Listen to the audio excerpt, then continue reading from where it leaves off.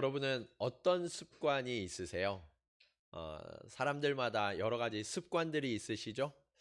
저는 어떤 습관이 있나 하고 생각해 보니까 뭐 특별한 습관은 없는데 여러분들과 함께하는 습관이 한 가지 있더라고요. 그게 뭐냐? 아침에 큐티를 나누는 습관.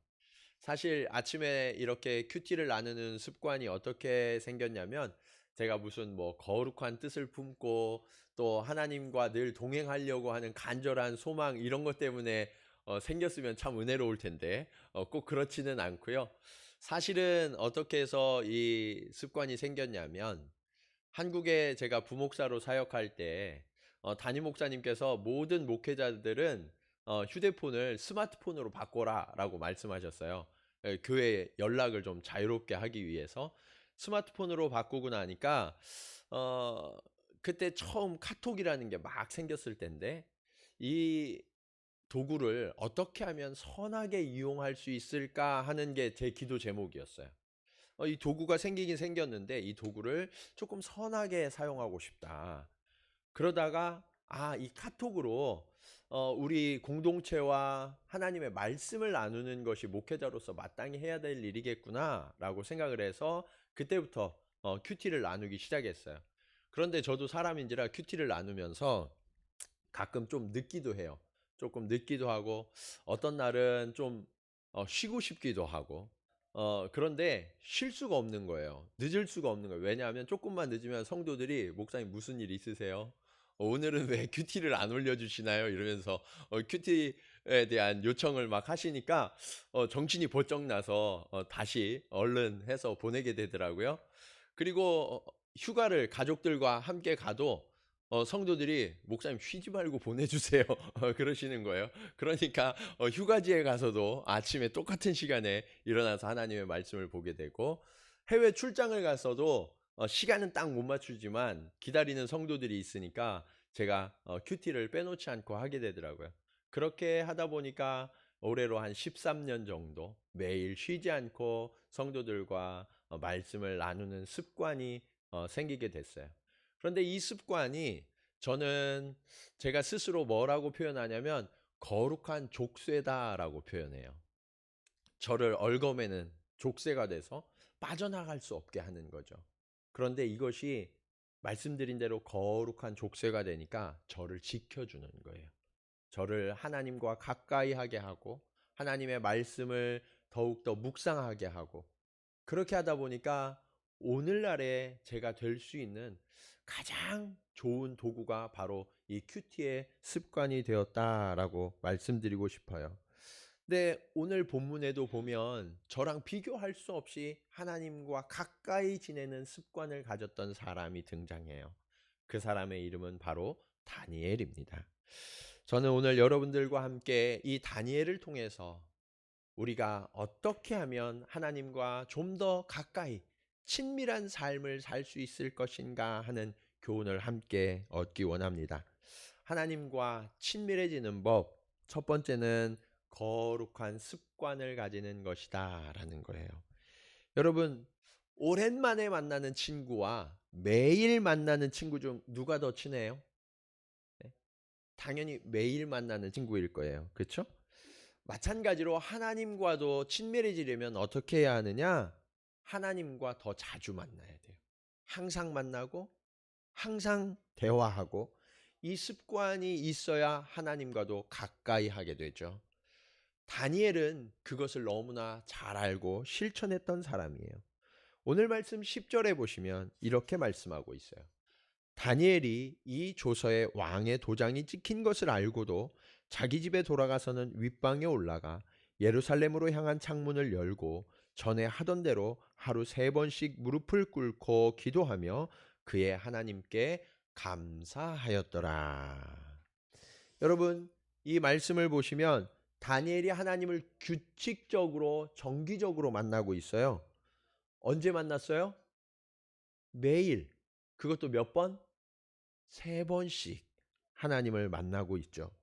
아무 때나 내가 원하는 때, 내가 상황이 되는 때 하나님을 찾아서 대화하는 게 아니라 정기적으로 정해놓고 규칙적으로 하나님을 만나는 모습이 보이세요? 여러분, 이렇게 하려면요. 우선순위가 하나님께 있어야만 되는 거예요. 우선순위가 하나님께 없는 사람들은 어떻게 사냐면, 하나님과 만날 시간인데 내가 좀 바쁘네, 내가 오늘 일이 좀 많네, 그러면 어떻게 돼요? 그게 뒤로 밀려버려요. 하나님을 매일매일 찾고 하나님과 동행하는 습관이 되지 않으면 하나님은 항상 우선순위에서 밀리게 되어 있어요.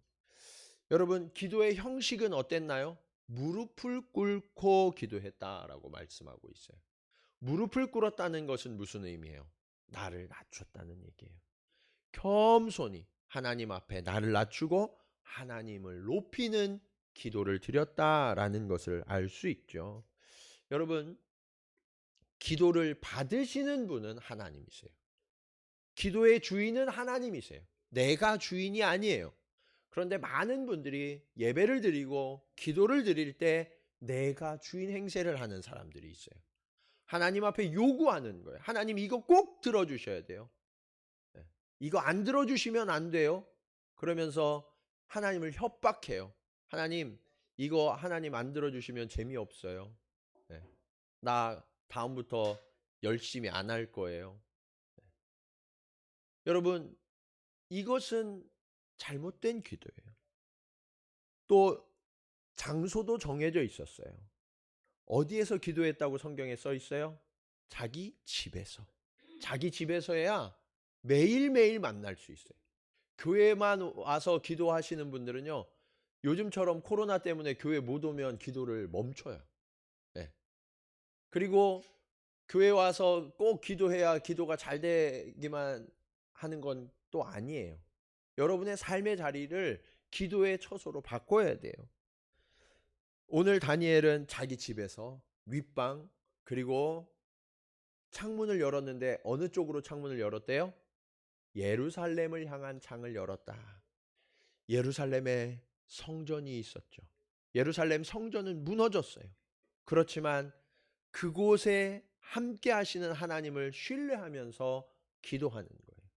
여러분, 여러분도요, 교회를 향한 창문을 열고 하나님 앞에 기도하세요. 하나님께서 여러분의 가정을 찾아 방문하실 거예요. 그 하나님을 매일매일 정기적으로 만나야 돼요. 여러분, 그렇게 기도하면서 그 기도의 중심이 내가 아니라 하나님이심을 지금 고백하고 있는 거예요. 내가 원하는 기도, 내가 필요한 기도를 여러분들 많이 하시잖아요. 그리고 기도 끝나면 어떻게 해요? 예수님의 이름으로 기도합니다 하고서 일어나서 그냥 내 할 일 하세요. 하나님은요, 그래, 내가 기도 들었어 하고 지금부터 이제 응답하시려고 그러는데 우리는 기도 끝났다고 하고서 그냥 돌아다니는 거예요. 여러분, 기도는요, 내가 기도하는 게 아니라 하나님이 말씀하시는 것을 듣는 시간이에요. 그래서 주님, 말씀해 주세요. 주의 종이 듣겠습니다.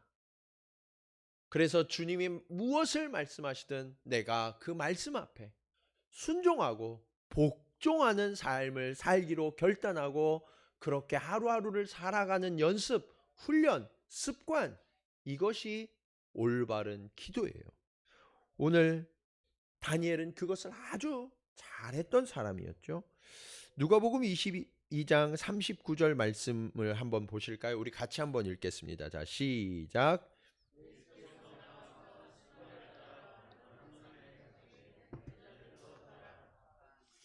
여러분, 예수께서 나가사 무엇을 따라?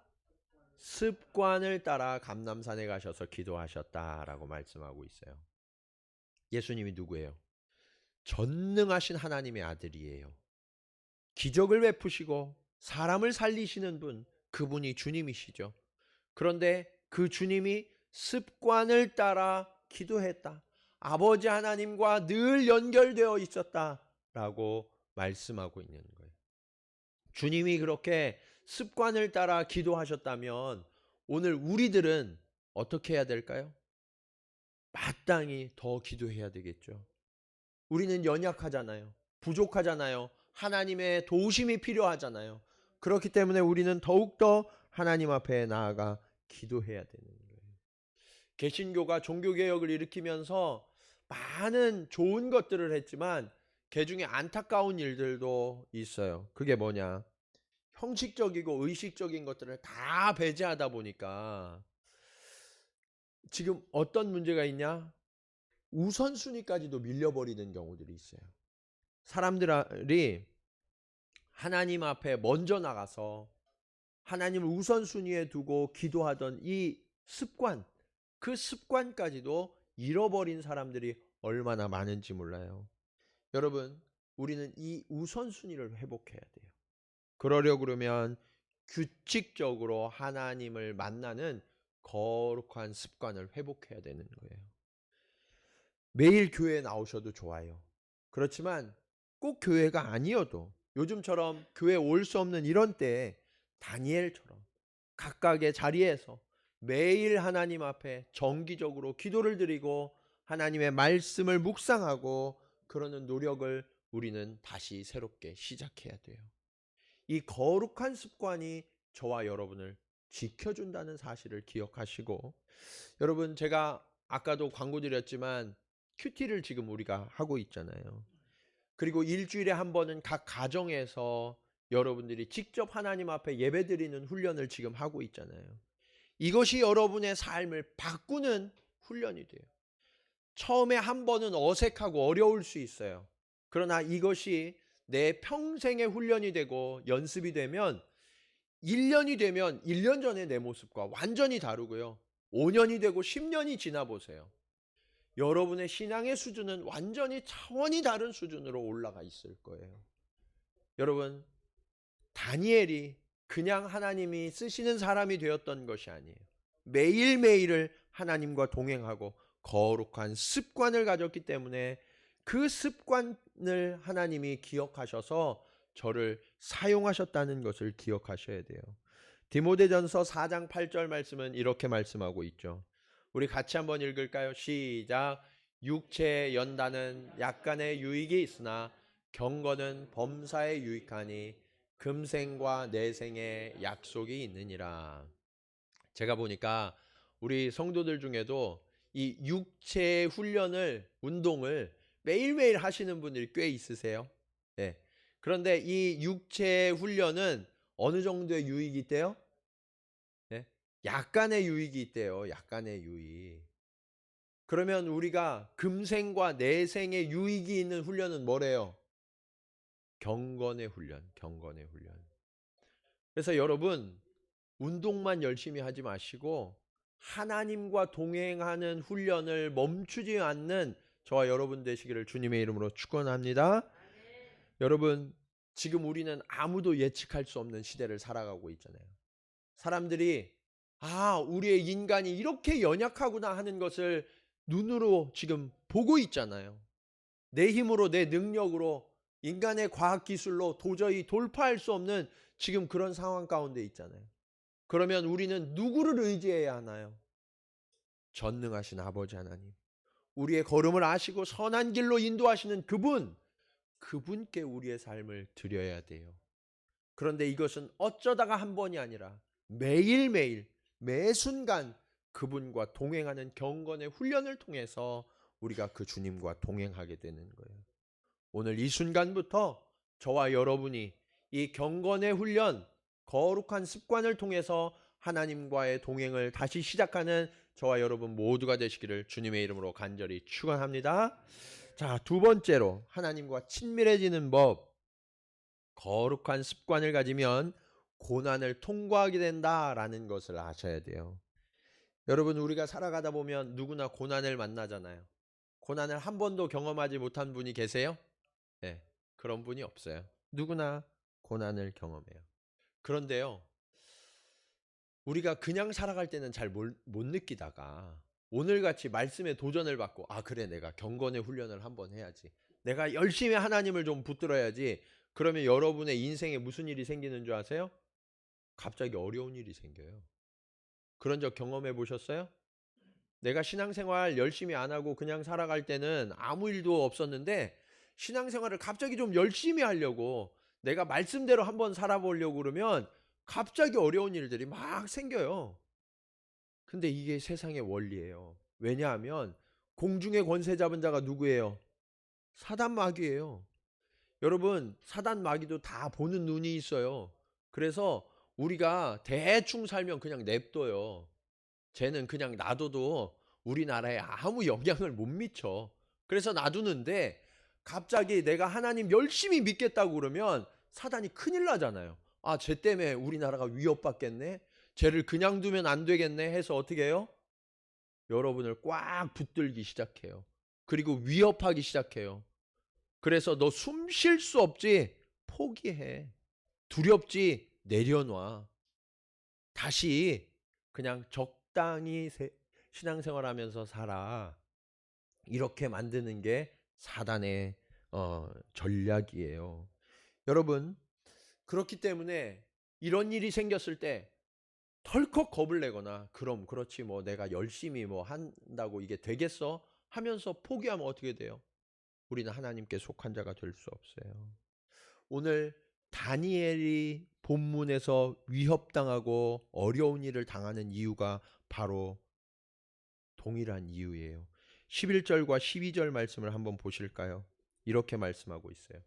그 무리들이 모여서 다니엘의 대적들이 모여서 다니엘이 자기 하나님 앞에 기도하며 간구하는 것을 발견하고 이에 그들이 나아가서 왕의 금령에 관하여 왕께 아뢰되 왕이여 왕이 이미 금령에 왕의 도장을 찍어서 이제부터 30일 동안에는 누구든지 왕 외에 어떤 신에게나 사람에게 구하면 사자굴에 던져 넣기로 하지 아니하였나이까 하니 왕이 대답하여 이르되 이 일이 확실하니 메대와 바사에 고치지 못하는 규례니라 하는지라.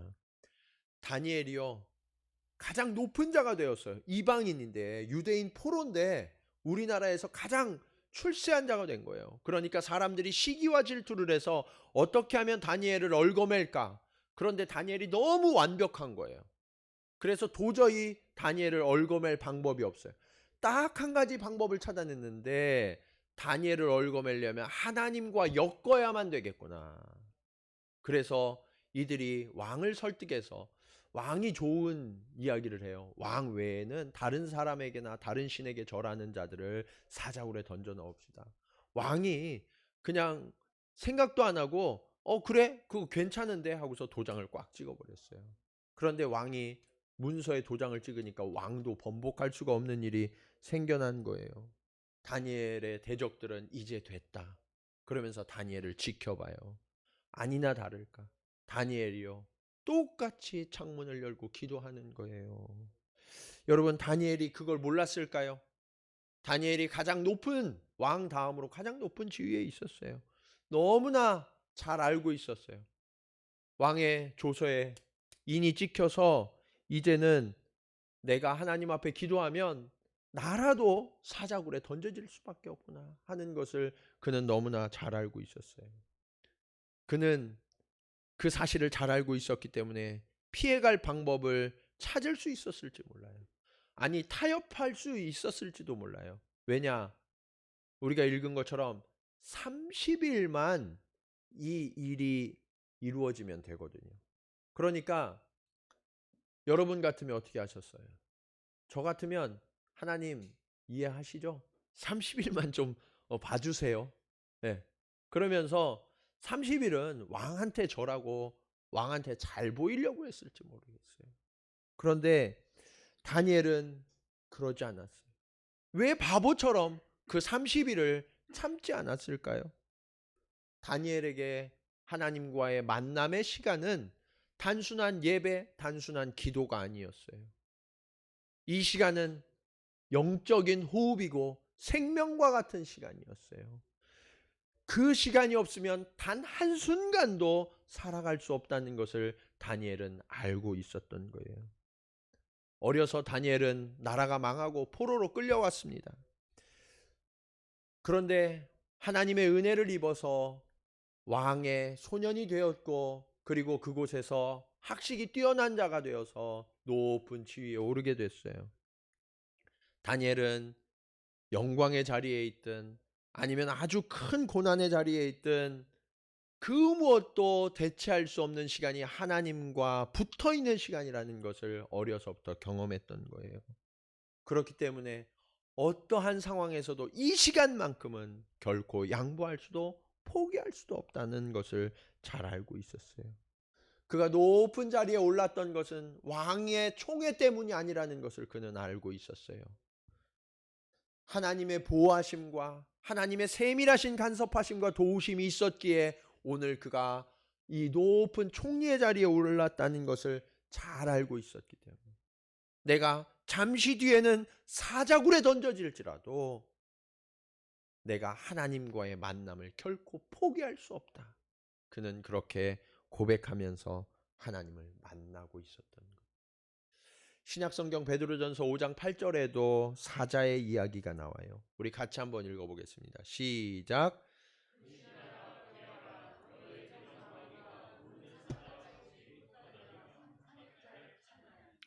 이때는 이 베드로의 때는 극심한 환란의 때였어요. 예수 그리스도를 믿는다고 하기만 하면 사람들이 잡아다가 죽이고 짐승의 밥으로 던져지던 그러한 시간이었어요. 그리스도인들은 믿음 때문에 환란을 당했고 죽임을 당했어요. 그런 성도들 향해서 베드로는 이렇게 이야기합니다. 근신하라, 깨어라. 왜요? 이 싸움이 육체의 싸움이 아니라는 거예요. 이 싸움은 우리의 대적 마귀가 우리를 하나님의 나라에 들어가지 못하도록 우리를 움켜쥐고 있는 영적인 치열한 싸움 때문이라는 것을 베드로는 너무나 잘 알고 지금 성도들을 권면하고 있었던 거죠. 어떤 분들은 지금 이 코로나 이 시기가 좀 지나가면 그 다음엔 괜찮지 않을까요? 그렇게 생각하는 분들이 계실지 모르겠어요. 지금 내가 당하고 있는 이 환란과 이 고난의 시간만 넘기면 내가 좀 숨을 쉴 수 있을 거라고 그렇게 기다리시는 분들이 계실지 몰라요.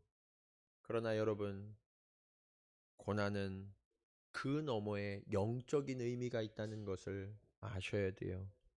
다니엘서 12장 10절은 이렇게 말씀합니다.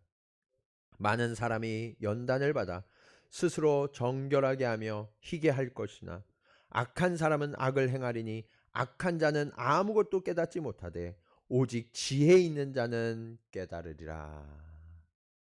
여러분, 고난은요, 우리를 연단하는 시간이라는 거예요. 이 연단을 통해야만 우리는 정결해지고 희게 된다고 말씀하고 있어요. 고난이 아니라면 하나님을 만날 수가 없다는 거예요. 깨끗해질 수가 없다는 거예요. 뿐만 아니라 어떤 사람들은 그래요. 목사님, 저 사람이 나를 이렇게 악하게 대하는데 내가 어떻게 선하게 대할 수 있어요? 그러나 다니엘이 뭐라고 그래요? 악을 행하면 악한 자가 된다는 거예요. 여러분, 상대가 여러분을 악하게 한다고 동일한 악을 행하면서 넘어지시면 안 돼요. 그 악 때문에 나는 정결함을 선택해야 돼요. 그래서 나는 그때부터 깨끗해지고 희어지는 자가 되는 거예요. 하나님께서는 이 고난을 통해서 우리를 분별하기 원하세요. 여러분, 지금 저와 여러분이 당하고 있는 이 고난의 본질은 한계를 드러내게 하는 거예요. 우리의 한계가 어느 정도인지. 그래서 그 한계를 당하게 되면 저와 여러분이 진정으로 어떤 사람인지, 어디에 속한 사람인지가 낱낱이 드러나요. 여러분 옆에 계신 분 한번 이렇게 쳐다보세요. 예, 좀 괜찮아 보이죠? 예, 오늘 좀 이쁘게 이렇게들 하고 오셨잖아요. 그렇죠? 겉으로 볼 땐 다 괜찮아 보여요. 그런데 한계를 만나면 여러분은 어떤 사람이세요? 한계를 만나면 내 안에 악한 것들이 막 드러나고 그러진 않으세요? 그런 사람은 악한 사람에 불과하다는 거예요. 하나님께서는 이 한계로 우리를 밀어붙여서 우리의 악한 것들이 깨어지고 부서지고 정결해져서 그때부터 깨끗해지고 희어지도록 우리를 한계로 몰아넣고 계시다는 거예요. 어떤 분들은 이 고난이 너무나 오래 지속되어서 더 이상 버틸 수 없는 분들이 계실지 모르겠어요. 근데 여러분, 거기가 한계예요. 거기가. 주님이 그것을 넘어서서 우리가 악에 속한 사람이 아니라 주님께 속한 사람임을 증명하라고 저와 여러분에게 요구하고 계시는 거예요. 이것이 저와 여러분이 지금 고난을 당하는 이유예요. 이사야 48장 10절은 이렇게 말씀하십니다. 보라, 내가 너를 연단하였으나 은처럼 하지 아니하고 너를 고난의 풀무불에서 택하였다. 은처럼 한다라는 것은 작은 고난이에요. 작은 고난. 작은 고난이 아니라 아주 큰 고난의 풀무불에서 너를 택하였다. 우리가 주님께 속한 자가 되는 것은 고난의 풀무불에서만 가능하다는 거예요. 내가 다 타서 사라져버리는 그러한 고난, 그 고난 속에서 우리가 비로소 주님께 속한 자가 된다라고 말씀하고 있죠. 제가 볼 때도 우리 형제 자매들 중에 이 고난의 시간을 지나는 분이 계세요. 지금 여러분의 목자로서 여러분을 볼 때마다 얼마나 마음이 아픈지 몰라요. 그냥 아픈 게 아니라 너무 막 가슴이 저려와요. 여러분을 생각할 때마다. 그런데 제가 할 수 있는 게 없더라고요. 제가 할 수 있는 유일한 게 그 성도를 위해 울어주는 거예요.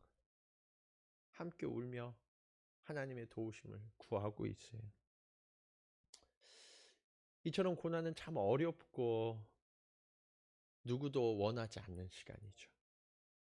그런데요, 이 시간만이 우리를 정결하게 해줘요. 이 시간만이 우리가 하나님을 좀 닮아가도록 우리를 만들어주는 시간이에요. 사랑하는 여러분, 고난이 여러분을 지치게 할 수 있어요. 한계 때문에 넘어지게 할 수 있어요. 그러나 결코 포기하지 마세요. 하나님은 여러분을 결코 포기하지 않으십니다. 여러분을 꼭 붙들고 계세요. 여러분이 이 시간에 내 안에서 악이 역사하지 못하도록 하나님 나를 지켜주세요.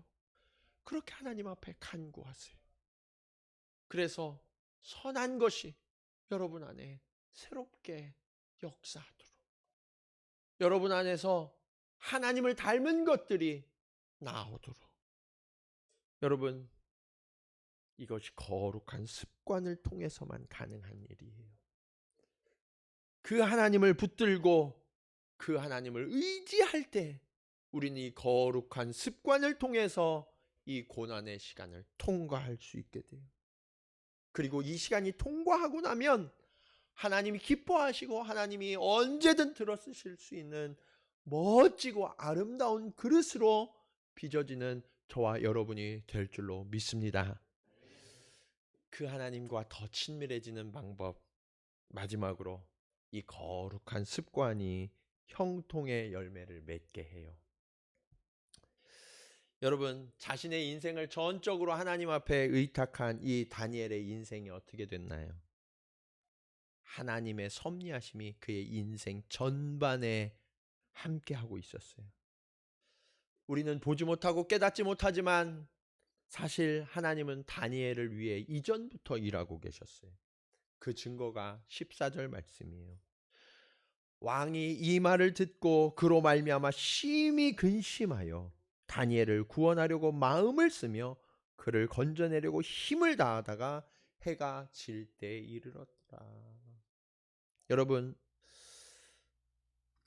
다니엘을 내가 얼마나 아끼고 사랑하는지 그 다리오 왕의 마음 속에 하나님이 그 마음을 불어넣어 준 거예요. 그래서 다음에는 다니엘을 결코 내가 놓치지 아니하리라. 어떠한 상황, 누구의 모함이 있어도 다니엘을 내가 신뢰하리라 라는 그 마음을 왕의 마음 속에 지금 넣어주고 있었던 거죠. 여러분, 왕의 마음이 바뀌면 끝나는 거잖아요. 그렇죠?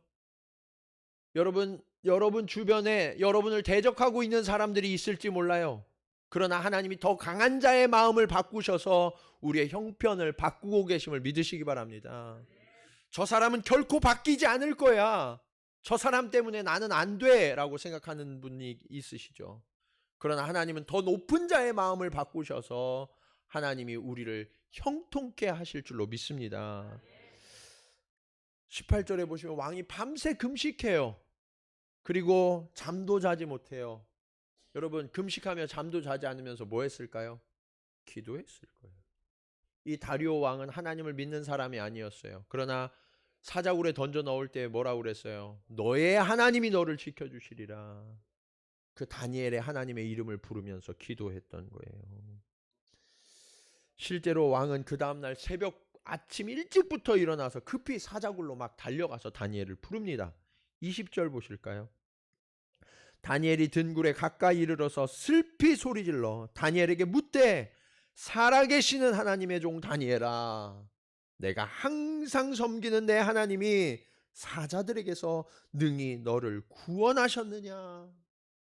여러분, 이 다리오 왕의 입술에서 하나님이 고백되고 선포되는 게 보이세요?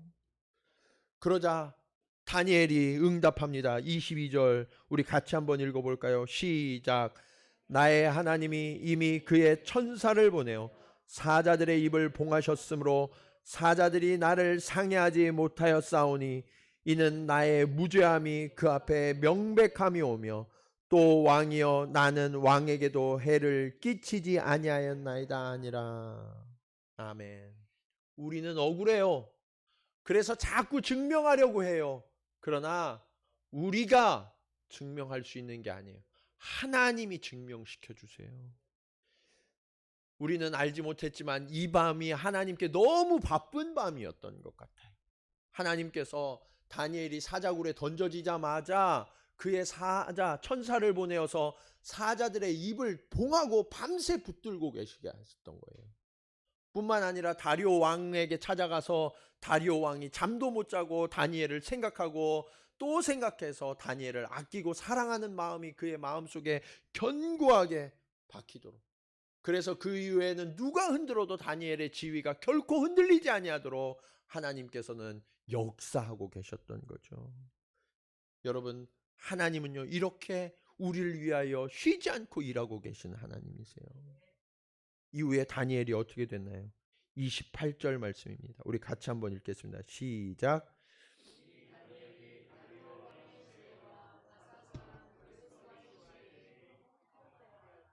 아멘. 사람들은요 다니엘이 사자굴에서 살아난 것만 주목해요. 그러나 그건 과정에 불과해요.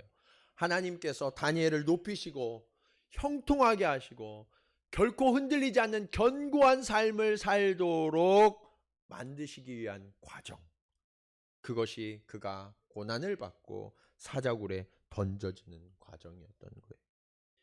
여러분, 사실 다니엘이 처음 총리에 올랐던 게 언제인 줄 아세요? 다니엘은요 이 예루살렘 성을 무너뜨린 느부갓네살 왕 때에 발탁되어서 높은 지위에 올라가게 돼요.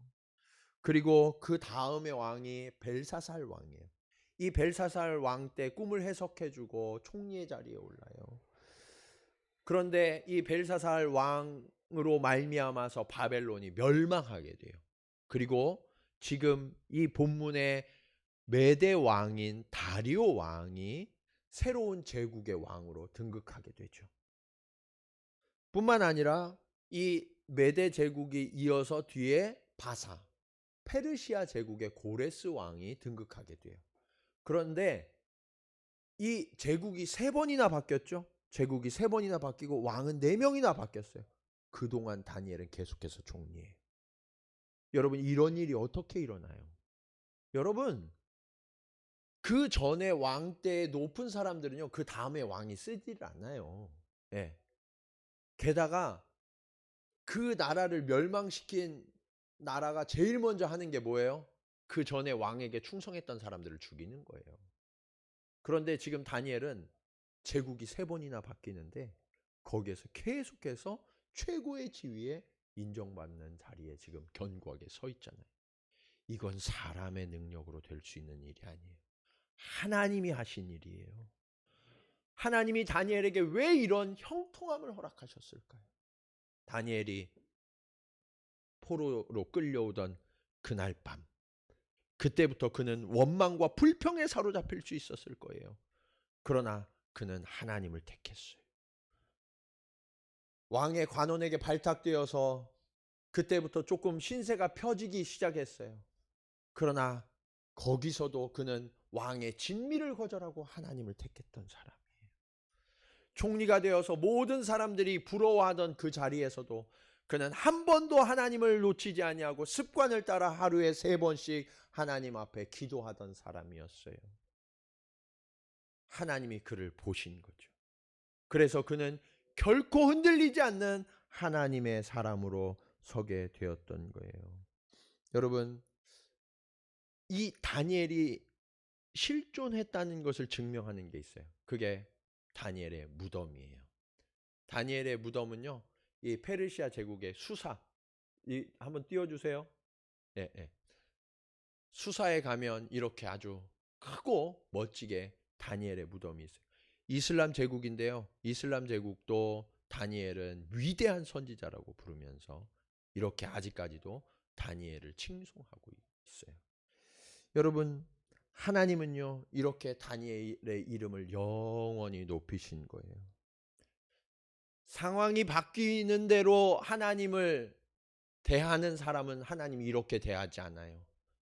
그러나 어떠한 상황에서도 변함없이 하나님을 끝까지 신뢰하고 하나님을 높인 사람은 하나님께서도 저를 높이시고 견고하게 지키시고 영원히 붙들어 주심을 믿으시기 바랍니다. 여러분, 사람들은 환경을 말해요. 지금 내 상황이 그렇게 되지 못해요. 저 사람들 때문에 내가 그럴 수 없어요. 조금 기다려 주세요. 내가 다음에 조금 형편이 좋아지면 하나님을 잘 섬길게요. 그러나 여러분,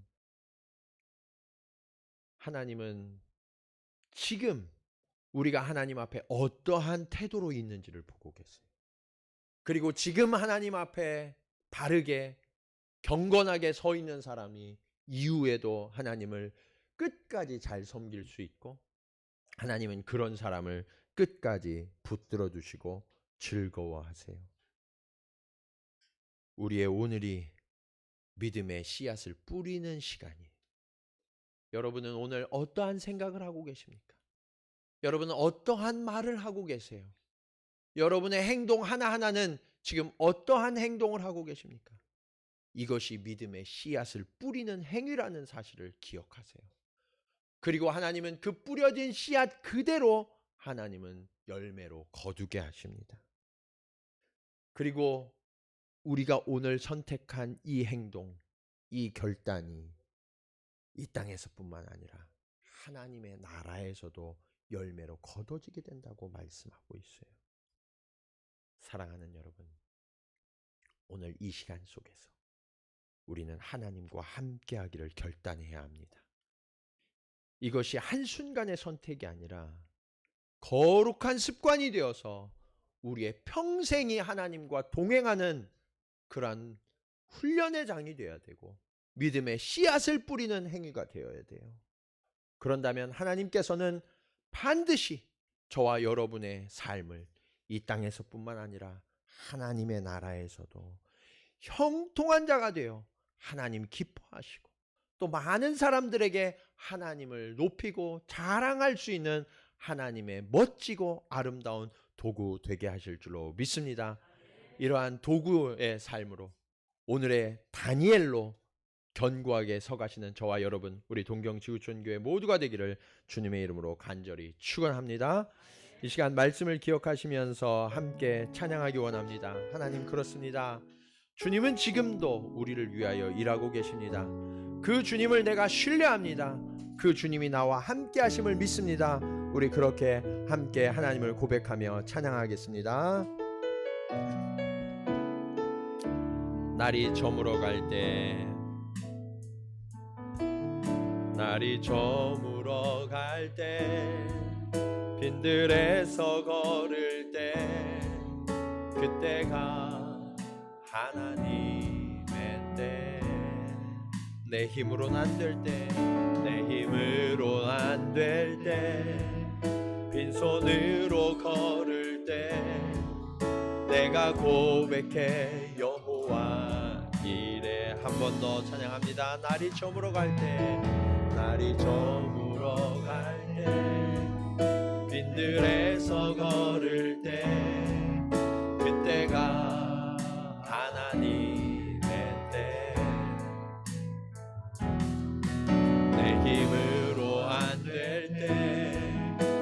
손으로 걸을 때 내가 고백해 여호와 이래. 주가 일하시네.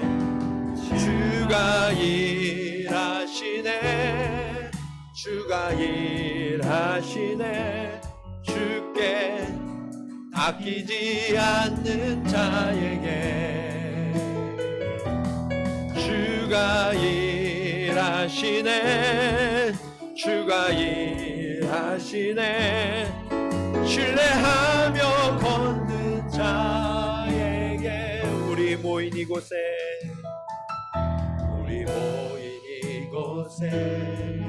주님 함께 계시네.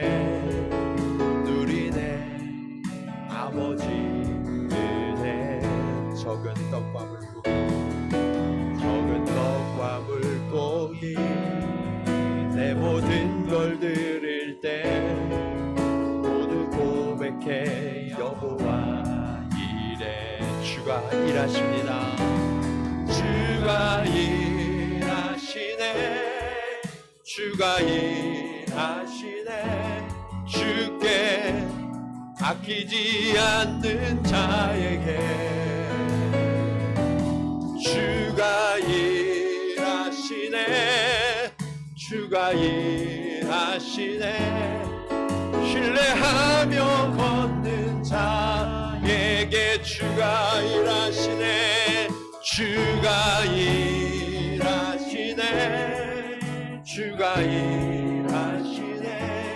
주께 아끼지 않는 자에게 주가 일하시네. 주가 일하시네. 신뢰하며 걷는 자에게. 우리 이 시간 함께 기도하기 원합니다. 하나님 아버지, 그렇습니다. 하나님은 여전히 우리를 위해 일하고 계시는 하나님이심을 믿습니다. 아버지 하나님, 우리가 하나님의 일하심을 깨닫지 못하고 포기할 뻔했습니다. 아버지 하나님, 오늘 이 고난의 시간 거룩한 습관으로 통과하게 하여 주시옵소서. 아버지 하나님, 하나님을 전적으로 신뢰하게 하시고 그 하나님을 붙들게 하셔서 그 하나님께서 나에게 형통의 열매를 맺게 하실 때까지 내가 포기하지 아니하고 그 하나님을 따라가는 주의 자녀, 이 시대의 다니엘이 되게 하여 주시옵소서. 우리 함께 기도하시겠습니다. 할렐루야. 아버지 하나님, 은혜를 감사합니다. 아버지 하나님, 오늘 우리는 어떠한 삶을 살고 있습니까? 아버지 하나님, 오늘 우리는 하나님 앞에 어떻게 머물고 있습니까? 아버지 하나님, 상황이 될 때, 내 환경이 허락할 때만 하나님을 부르짖고 아버지 하나님, 그렇게 하나님을 따르고 있었다면 이제는 내 삶이 매일매일 하나님을 초청하고 하나님과 동거하는 자가 될 수 있도록 주님 인도하여 주시옵소서. 오늘 내가 하나님과 동거하는 거룩한 습관을 시작하기를 원합니다. 하나님, 오늘 우리에게 가르쳐 주시고 우리를 인도하여 주시옵소서. 그리하여서 아버지 하나님, 내가 고난을 주목하고 사람을 주목하는 것이 아니라 하나님을 주목하게 하시고 이 거룩한 습관을 통하여서 고난의 시간을 통과할 수 있도록 주여 인도하여 주시옵소서. 아버지 하나님, 우리 아픔과 고통 중에 있는 자들, 아버지 하나님, 매일매일 울고 있는 자들을 주님 기억하시고 하나님, 그들을 위하여 일하여 주시옵소서. 다니엘을 사자굴에서 건지신 것처럼, 대적들로부터 아버지 하나님 구원해내신 것처럼 우리 사랑하는 형제자매들을 구원하시고 하나님의 자녀들을 아버지 하나님 주의 집에 초청하여 주시옵소서. 아버지 하나님, 우리가 그렇게 하나님과 동거하기를 원합니다. 아버지 하나님, 우리가 그렇게 하나님의 형통함을 누리기를 원합니다. 주여 말씀하시고 주님 우리와 동행하여 주셔서 그 하나님의 놀라운 은혜, 그 하나님의 뜨거운 능력으로 우리가 온전케 되어지며 그 하나님과 동행하는 즐거움과 감사가 시작될 수 있도록 주여 인도하여 주시옵소서. 살아계셔서 역사하시는 주님, 오늘 우리가 고난의 시간을 지나가는 동안 아버지 하나님, 우리가 사람을 주목하며 환경을 주목하여 두려워하고 포기하지 아니하게 하시고 전능하신 하나님, 나의 구원이신 하나님을 바라보게 하시고 그 하나님 앞에 엎드리며 그 하나님을 붙드는 거룩한 습관을 시작할 수 있도록 주여 인도하여 주시옵소서. 아버지 하나님, 이 거룩한 습관이 평생의 훈련이 되어서 어떠한 고난과 어떠한 어려움 중에도 하나님을 택하게 하시고 그 하나님의 생명의 씨앗을 뿌리는 자들이 되게 하여 주시옵소서. 그리고 주님, 그 생명의 씨앗이 뿌리 내리고 자라나 풍성한 열매를 맺게 하셔서 아버지 하나님, 우리의 삶의 모든 자리가 하나님의 형통함을 누릴 수 있도록 주님 인도하여 주시옵소서. 이제는 우리의 생명이요 구원이 되신 예수 그리스도의 은혜와 아버지 하나님의 크신 사랑하심과 성령님의 감화감동 교통 역사하심이 오늘 고난의 자리, 슬픔의 자리, 고통의 자리에서도 오직 하나님만을 바라보며 그 하나님과 동행하는 거룩한 시간을 통하여서 이 고난을 이길 뿐만 아니라 하나님의 형통의 열매를 맺기로 결단하며 나아가는 사랑하는 성도들의 걸음걸음 위에, 그리고 그들이 이루어갈 형통의 자리 가운데 이제로부터 영원토록 함께 하시기를 간절히 축원하옵나이다. 아멘.